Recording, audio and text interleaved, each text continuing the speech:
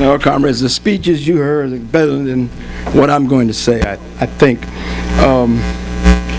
I got a very special gift a few weeks ago. The comrades in Durham, who are very busy for obvious reasons, defending themselves against the state, the whole statue thing, they invited me to come down and speak on the centennial of the Russian Revolution. And I thought, wow, sure, okay. It was relatively short notice, but I was honored to do it. And they got a church, and it was a good-sized crowd. Church wasn't filled, but good people. And the audience was, to my recollection, young, black, queer, very much representative of the militants who are leading the struggle today against white supremacy, shutting down stuff, pulling down statues. And, you know, I stepped back for a second. I said, oh my goodness, you know, wow. What should my approach be? Explaining the Russian Revolution. It might have been self-consciousness. Probably everybody was interested in anything that anyone had to say on the Russian Revolution. But I was worried about the cultural disconnect and the historical disconnect, you know. And I remember that for myself when I became radicalized 45 years earlier. The Soviet Union was still around, and the global class struggle, you know, was very different because of that. And the liberation movements were very much, you know, at the center of things. But, you know, I wasn't very political. Actually, I was radicalized over a period of about 90 days. From being totally disinterested in politics to wanting the revolution as soon as possible. And that was when I went home and saw a draft notice that said I had to be in the army in 90 days. And by the time that 90 days was there, I was ready for violent revolution. And I hadn't thought about the Soviet Union at that point. I learned a lot more as I joined Workers' World Party and, you know, learned all the things you need to learn, but I hadn't thought about the Soviet Union.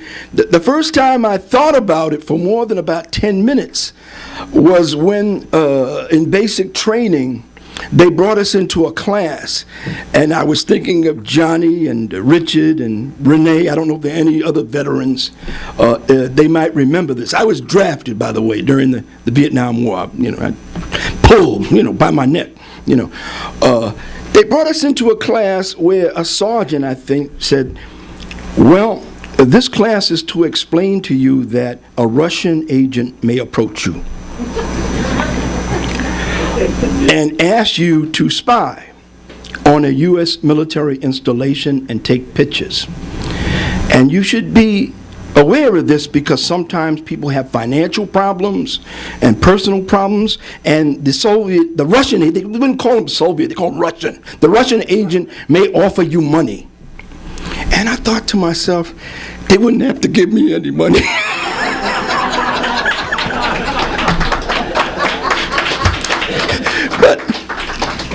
But then as I knew more about the Russian Revolution and its relationship to the liberation movements, which Comrade Deirdre went over, supporting the African National Congress and the revolutionaries in Mozambique and Angola and Guinea-Bissau and Algeria and in Palestine and, you know, in the Americas, all over the world. You said, well, dang, this is pretty cool. And you know, one could give a talk about the relationship of the Black liberation movement to the Soviet Union. I'm not going to give that talk, but it would be worthy of a talk. All of the revolutionaries who went over there from this country and attended universities and got all sorts of support, and how they felt about the Russian Revolution, and how the biggest excitement over the Russian Revolution were amongst the black communists in Harlem and other ghettos. I'm talking about during that time, even the socialists, who were not very revolutionary, were worried about some of their black comrades because they were excited about this revolution that they didn't know whether they supported. Artists and intellectuals loved it. Marcus Garvey, who was no communist, he was a black nationalist. Probably a lot of you don't know a lot about him. He was around in the 20s, maybe the early 30s. Finally he was forced out of this country, died when he was young. Important thing about Marcus Garvey, actually Sam wrote about him. As famous and important as Martin Luther King and Malcolm X were, Marcus Garvey at his time and his movement were more influential and more popular amongst black people than any other black leader or black organization. And what he said, I'm paraphrasing, what he said about the Russian Revolution and his program was that, we should go back to Africa. Okay, that's another topic. He said, what we need to do in Africa is what they did in Russia. We need to have a revolution like that. Had tremendous influence on a lot of black nationalists, a lot of Pan-Africanists. Maybe that was to come later. So, once I understood this, and the way that I explained it, or attempted to explain it to those comrades and friends who were there, was not to talk so much about the Soviet Union. Deirdre could have done that. She should have been there, and they should bring her there to do that. But I tried to put it into some kind of global context, some kind of historical context, because the revolution was not a local event. It was the opening of a new phase of the world struggle. Apart from what happened in the Soviet Union and how important that all is, it was the opening of a new phase of the world struggle. It was an opening of the world struggle for socialism, for revolution. People didn't know you could do it and hold on to it. The Soviet Union meant you could do it, and if you could do it there, maybe you could do it somewhere else. It affected the working class. It affected the attitude of unions and the militants and political parties. It affected splits in the movement, those who were for the revolution and those who were against it. That was a big split. Those who supported their imperialist masters and called themselves socialists, and those who were anti-imperialists. That was another split. It was big stuff that was happening that affected so much of what has happened in the global class struggle in relation to every issue you can imagine. It was the beginning. I advise the comrades in Durham that they should get ready for what the capitalists are going to say on November 7th, a few days from now. They'll use it as an opportunity to say, we won, the end of history. Capitalism trumps socialism and communism, etc., etc., etc. But I've been thinking about that. They'll probably do that to some extent, but they'll have to be more clever. They'll have to be more circumspect, because they have a problem, and this is true. Capitalism is becoming more and more hated every day, and it would be very difficult for the prognosticators, the mouthpieces of capitalism, to go on and on and on about how great capitalism is now. The fact of the matter is that they're somewhat demoralized because they've lost the youth. And you know what they've lost the youth to? Socialism. That's right. This is a creeping, unspoken for the most part, but nonetheless incredible reality. This is what's happening. Every revolutionary has to understand this. Every revolutionary has to know this when they're planning what they're going to do. Because we have hundreds of millions of people on our side now. who are just waiting to be called out. This is the situation that they face. I want to talk about something that I think a lot of attention is not given to. Deirdre touched on it, and that is material conditions and how material conditions affected what happened in the Soviet Union, its contradictions, and how it got to a point where it couldn't go on. See? Our tendency, understandably so, our tendency is to blame internal factors. And this is important because we should not let anyone off the hook. Stalin, other generations of leadership in the Soviet Union, their errors, what they did or did not do, the bureaucracy, the disempowering of workers, no democracy for the workers, all of these things. We can go on and on and on about that. See, I'm saying that we shouldn't sweep all that under the rug as though we're not interested in that. That wouldn't work. That wouldn't be honest.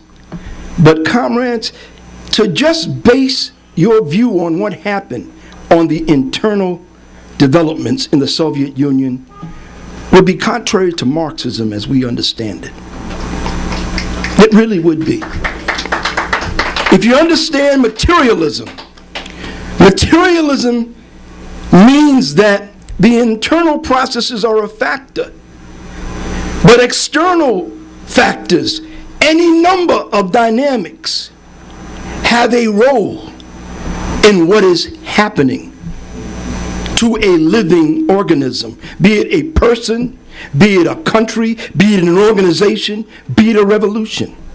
And this is how we must look at the life of the Soviet Union. See, it wasn't just the fact that as soon as the revolution was successful, it became isolated. What the Bolsheviks wanted, certainly what most of them wanted, what Lenin wanted, was that the revolution would spread to Europe. And just like the war had made the masses ripe for revolution in Russia, he thought that why shouldn't that be the case in other countries in Europe? That's a long, long discussion. It didn't happen.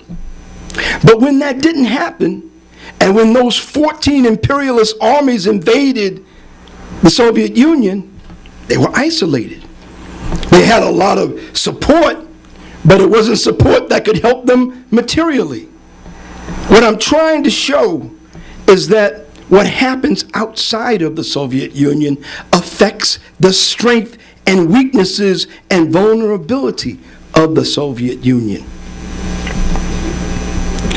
The biggest historical problem for the Soviet Union, and this is argumentative, but I think that the leadership of Workers' War Party more or less holds this view. Certainly was Comrade Sam's view. That's where I learned it.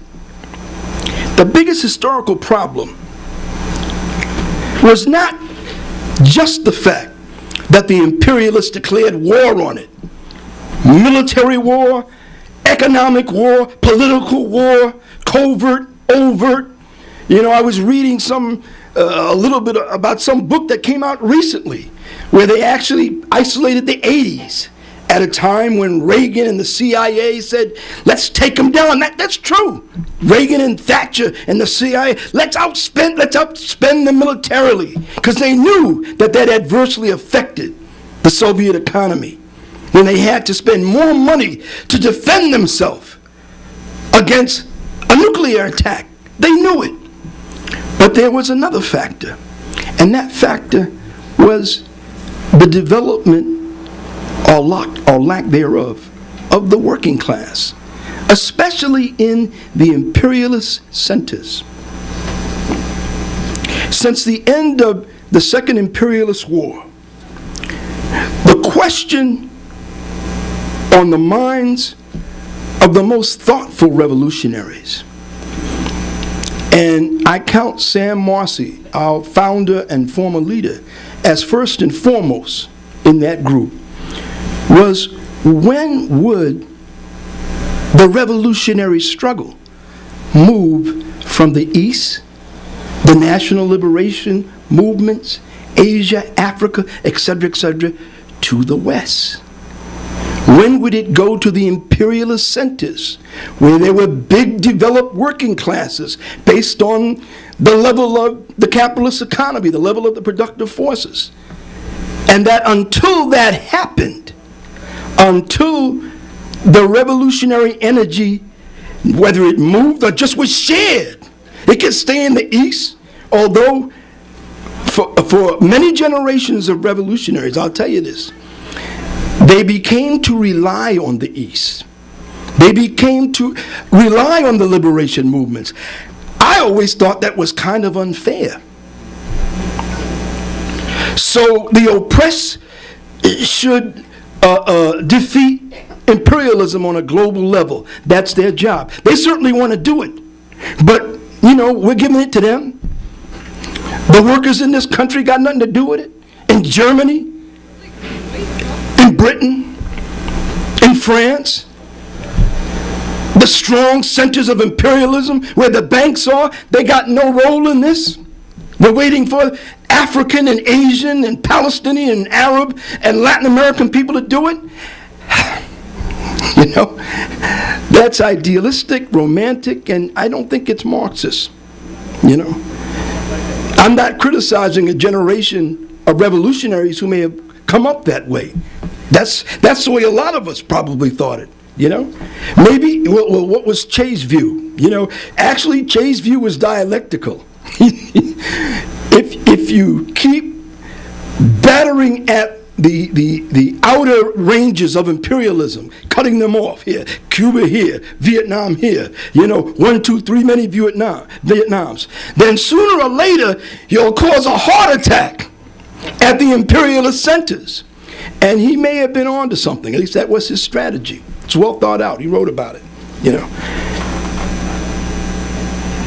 The counter-revolution that finally ended the Soviet Union was not just in the Soviet Union. The counter-revolution that ended the Soviet Union was not just in the Soviet Union. It was a global counter-revolution. It was a global counter-revolution that had been building and gaining momentum for quite some time. Capitalism was in a deep crisis coming out of the Vietnam War, and they had to do something. They had to restructure their economy, and they had to do it on the backs of the working classes everywhere, but particularly at the imperialist centers.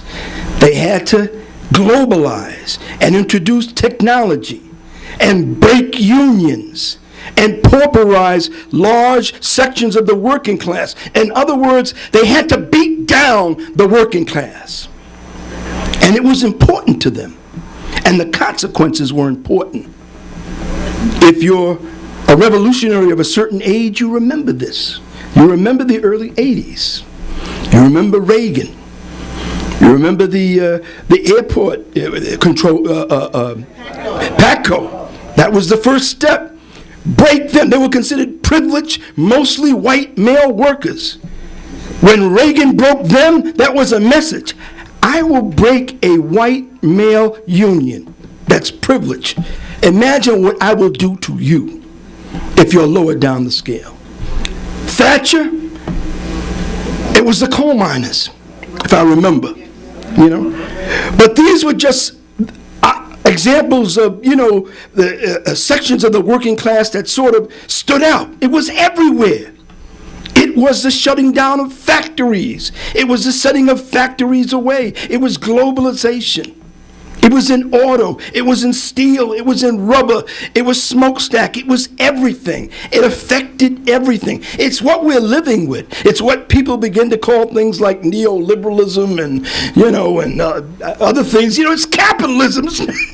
I mean, I understand all those other terms, but Comrades, really, it's just this phase of capitalism, in a deep, deep, deep decay, in a deep, deep decline. That's what it is. We ain't going back to some other part, despite Trump's delusions to a section of the working class. There were exceptions, of course, to this. France in 1968, Greece just a few years ago, when for the first time, you woke up and said, wow, there might be a revolution in the European, Portugal in 1973. What abetted the final liberation of the Portuguese colonies was a revolution in Portugal. The army was involved in it, and the workers was involved with it. But it didn't go far enough. See?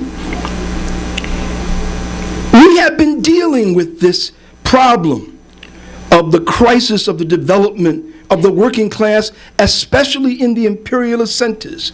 In a way, and perhaps this is unfair, but sometimes generalities are what you have to deal with. In a way, the capitalists have been able for decades and decades and decades to sort of freeze the political development of the working class, freeze their political development, freeze the development of their organizations, and make it difficult, if not impossible, for them to do what they need to do, and that is to develop into revolutionary organizations. I think freeze is a good word, perhaps, because part of what we're seeing now is the thaw. And in a funny kind of ironic way, even the election of Trump is to some extent based on the thaw. Because when you've been frozen, when your consciousness has been frozen, and then all of a sudden something happens to you where you get this painful thaw, and you have to wake up. It's a traumatic experience, and you freak out. And I'm not blaming Trump on that alone, but part of a section of our class or the masses freaking out could do something stupid, like help Trump get elected. That's not my explanation of Trump. That's just an interesting aside, Maybe what I'm trying to say is that we shouldn't be surprised if sections of our class are freaking out and going through something that they never thought they'd have to go through. Not just now, but for the last 30 years, which is the reason why they're taking more drugs and committing suicide. And that the opioid epidemic is underplayed. And that the only reason that Trump spoke to it a few days ago is because it wasn't people of color. Because they know what to do with people of color. Put them in jail, kill them. But he's worried about, another section of the working class, so he's got to handle that a little different way. All sorts of truth that's been pushed down is coming to the surface. I drafted an open letter to revolutionaries around the world. It's on our paper's website. Maybe parts of it will be in the paper. I'm not sure. And it is an open letter on how to commemorate the centennial of the Russian Revolution. It's a call, in short, for all those who know that capitalism, as soon as possible, must be pushed into the dustpan of history, to recommit themselves to that, so that it's not something that's way back, on the back burner, and they don't even think about it. Bring it to a front burner. It may not happen tomorrow. It may not be what we have to do in 6 months. But don't push it so far back that it has no relevance, it has no validity, it has no strength. The crisis of capitalism that we're in requires that we remind ourselves that this system is hellish and that life is incompatible with it, and that it's an urgent necessity for us to do it in ASAP. We don't know how much time we have. A number of comrades are more expert on how quickly capitalism is making the environment, making the planet uninhabitable. I don't know what the latest, verdict is. Do we have 5 years? 10 years? Something like that?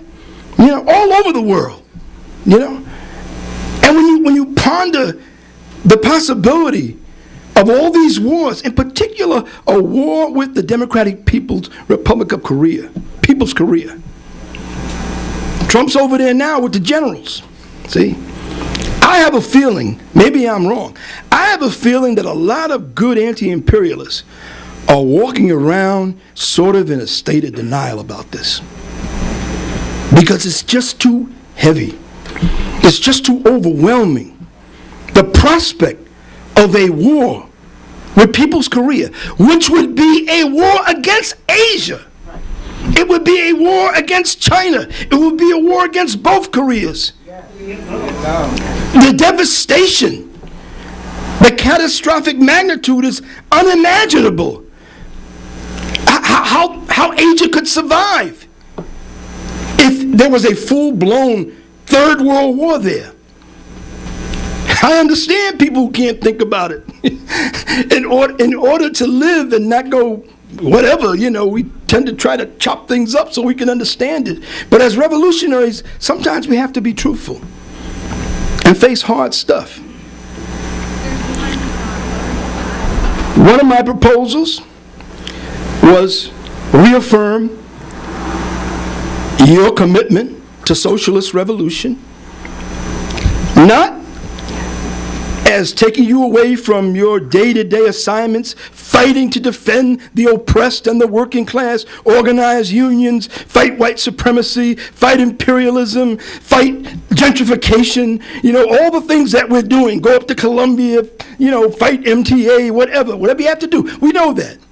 But just use this anniversary as an opportunity to sort of shine a light on that. If you can't shine a light on that on the 100th anniversary of the Russian Revolution, when is the time to do that? If you can't talk about the need and the urgency for revolution, and not in another 100 years, I don't know when, but sometime a lot shorter than 100 years. So short that maybe people in this room will be able to participate in it. Then what's the meaning of the anniversary? Maybe it's very presumptuous or audacious for our party to put out such a proposal. Revolution is audacious. Taking down statues is audacious. Shutting down white supremacist meetings is audacious. Shutting down MTA hearings is audacious. We know about that. Presumptuous, maybe. But it's a big anniversary, pretty damn big anniversary, the centennial of the Russian Revolution. We have to ask ourselves, if the Bolsheviks could talk to us, what would they want? How would they want us to, commemorate it? Do a little. Well, okay, here's a funeral service. That was nice. What would Lenin say? I mean, we should feel a little responsibility. Don't you think so? We should feel a little bit of a responsibility. We're in the belly of the beast. It's still the belly of the beast. And the working class in our neck of the woods, for understandable and historical reasons that are changing, which is why we're optimistic, they haven't been able to help out, if you understand what I'm saying, on a global level. So I think we owe the Bolsheviks, and I think we owe Lenin and all the revolutionary leaders, all those who died, all those who didn't live long lives, all those who suffered whatever hell they had to walk through to achieve the revolution and defend it. I think we owe them something. And maybe I'm not explaining it the way that it should be explained, but it's something along the lines that I'm trying to explain. I also call for revolutionaries to search in a very serious way for a higher level of unity without knowing the form that that unity would take, without describing that, whether it would be a new organization, a merger of political parties, or a united front, or a new revolutionary international. Big words, big things. These are easy things to say, but they have no meaning until something makes revolutionaries do this. And an anniversary in and of itself, I mean, let's face it, is not enough. Anniversaries are what you make of them. But I'll tell you what, anniversaries are political. They're political for both sides of the class struggle. They're political for the imperialists, and they're political for the workers and the oppressed. So we should look at it and use it that way. Now, of course, the thing that people can do, in our view, right away, is join Workers' World Party. We need to strengthen our party, as we have been all over the country. But we have a long view. We have a long view, and we are not sectarian.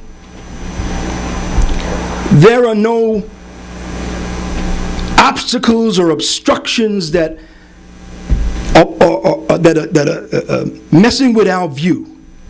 We know that to do big things, you're going to have big forces.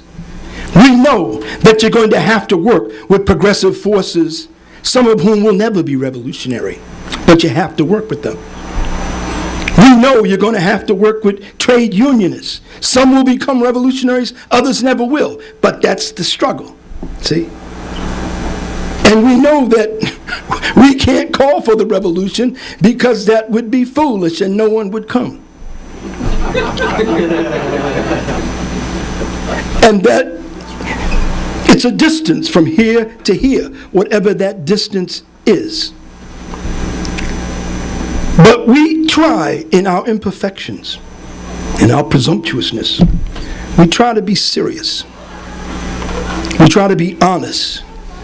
We try to lay it out as we see it, so that when the time comes, we will be a revolutionary, an honest participant at the table of revolutionary unity. Short of that, there are a lot of things we have to do.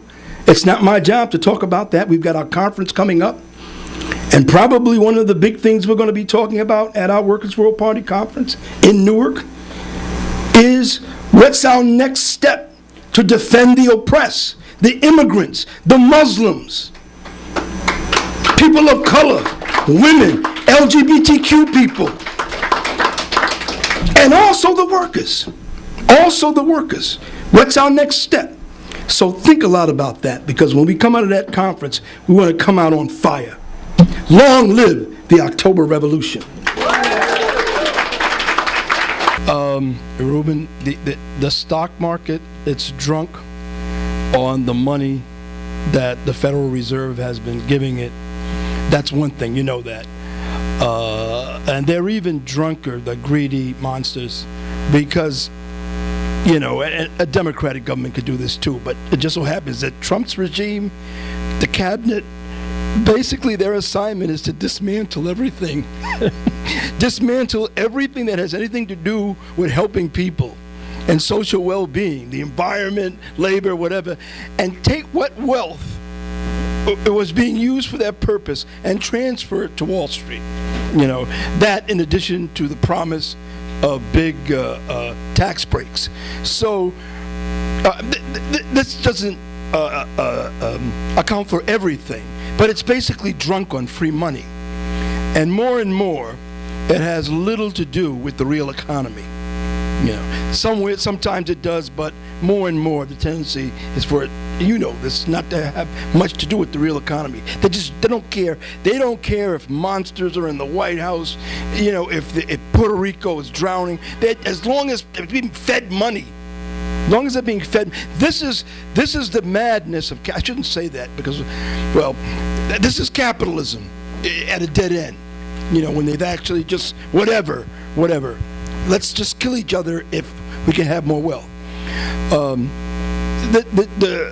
Trump's trip, it's a pragmatic thing on the part of Vietnam and China, and I mean, in the global capitalist economy, they have to deal with each other.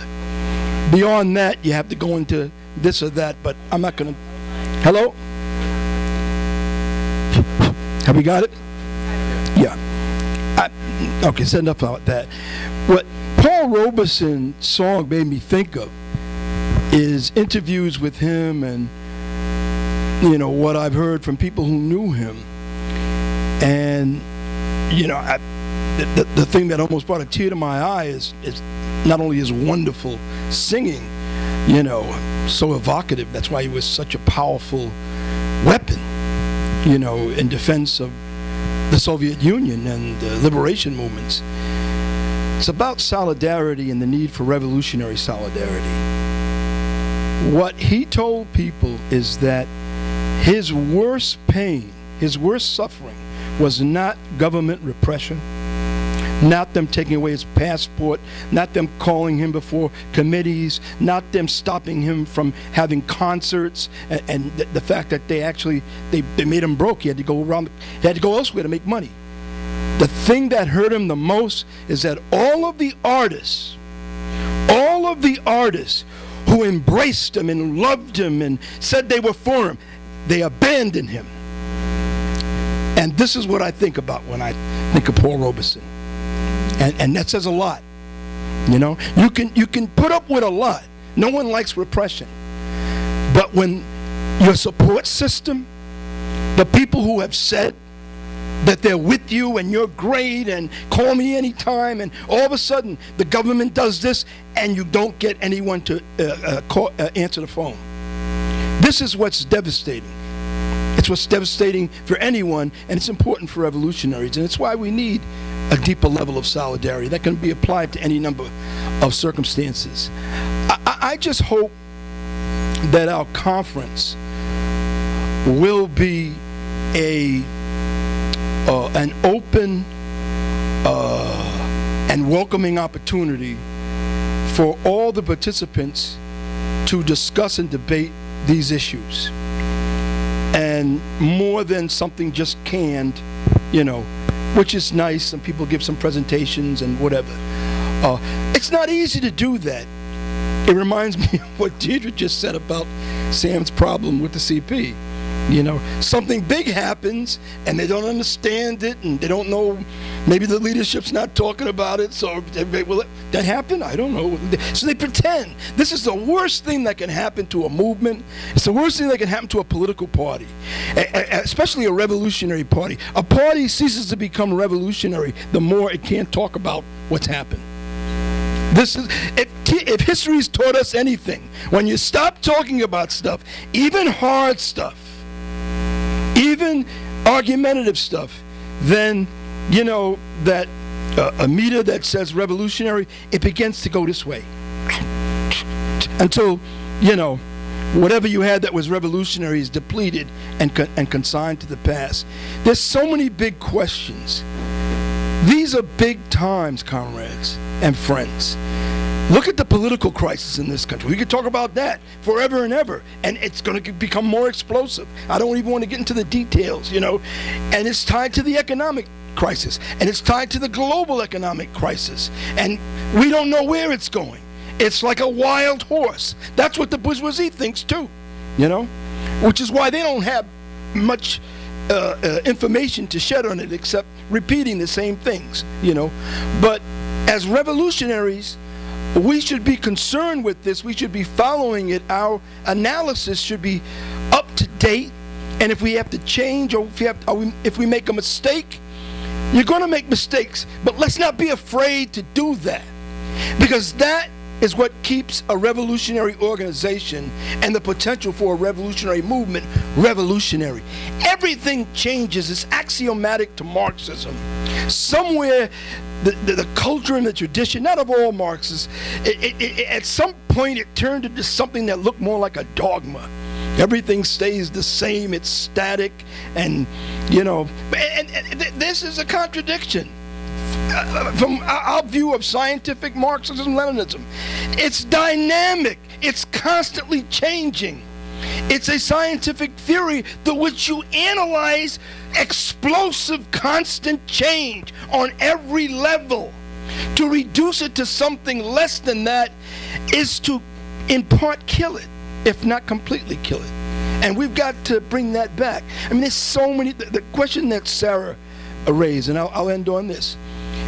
It's time to sort of unearth this discussion because it goes on kind of around the sides. Well, who's in the working class? Who's not in the working class? How is the working class changing? Is it still based in unions? Is it based in industrial unions? Is it based in service unions? What about 15 an hour? And what about the shrinking percentage of workers who are in unions?